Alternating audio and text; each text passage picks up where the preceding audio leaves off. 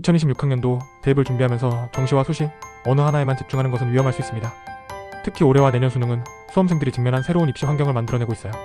오늘은 수험생들에게 중요한 2026 정시 전략을 다룰 건데요. 그 중에서도 정시 vs 수시의 균형이 얼마나 중요한지 명확하게 설명드리겠습니다. 서교연에서 제공한 분석에 따르면 2026 정시는 역대급 N수생과의 경쟁이 예상됩니다.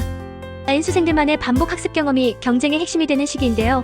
특히 졸업생들의 비율이 높아질수록 정시는 재학생에게 불리해질 수밖에 없어요. 지난해 고려대의 정시 합격자는 졸업생이 76.9%, 재학생은 23.1%였죠. 이와 같은 비율은 정시에서 재학생이 졸업생들과 경쟁해야 한다는 현실을 보여줍니다. 즉, 재학생들이 내신 관리에 어려움을 겪어 정시로 목표를 바꾼다고 해도 그만큼 어려운 경쟁이 기다리고 있다는 것이죠. 서교연은 정시에서의 성공이 어렵다고 분석하며 내신 관리가 불안정한 재학생들이 정시를 선택하기 전에 신중히 판단해야 한다고 강조했습니다. 그렇다면 재학생이 수시 전형을 아예 배제하고 정시로만 도전하는 것이 올바른 선택일까요? 결론부터 말씀드리면 수시 전형을 아예 포기하고 정시에 올인하는 것은 매우 위험한 전략입니다. 왜냐하면 상위권 대학들이 점차 정시 수능 전형의 내신을 반영하고 있기 때문입니다.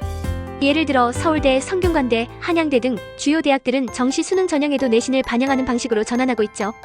따라서 내신 관리가 부족하다고 해서 수시를 포기하고 정시로만 나서는 것은 정말 큰 실수입니다. 특히 정시에서도 내신 성적이 반영되기 때문에 수시와 정시를 병행하는 전략을 세우는 것이 중요해요. 수시 전형에서 내신을 잘 관리하고 정시 수능에서는 내신 외의 추가 반영 요소에 대해 고려해야 합니다. 정시에서 수능 점수 외에도 내신, 면접 등을 반영하는 대학들이 늘어나고 있어요.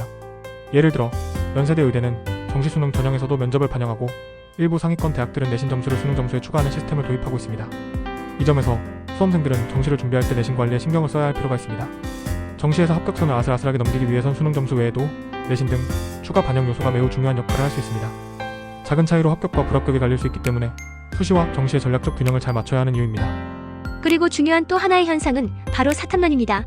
2025 수능에서는 사탐 과목 중 사회문화의 응시자 수가 급증했죠. 이 과목은 비교적 쉬운 난이도와 도표 해석 문제 등으로 자연계 학생들이 많이 선택하고 있습니다. 이러한 현상은 2026 수능에도 영향을 미칠 가능성이 큽니다. 사탐론이 많아짐에 따라 과탐 선택이 줄어들고 그에 따른 표준 점수 변동도 있을 수 있습니다. 수험생들은 이와 같은 트렌드를 고려하여 과목 선택을 신중히 해야 하며 특히 인기 있는 과목의 점수 분포를 잘 살펴야 합니다. 여러분, 2026 정시를 목표로 준비한다면 반드시 수시와 정시를 병행하는 전략을 고려해야 합니다. 정시 수능 전형이 확대되고 있지만 내신을 반영하는 대학들이 많아지고 있기 때문에 내신 관리도 포기할 수 없습니다. 전략적으로 목표 대학에 맞춘 과목 선택과 준비가 필요해요. 여러분 여정에 KGIS가 함께합니다. 감사합니다.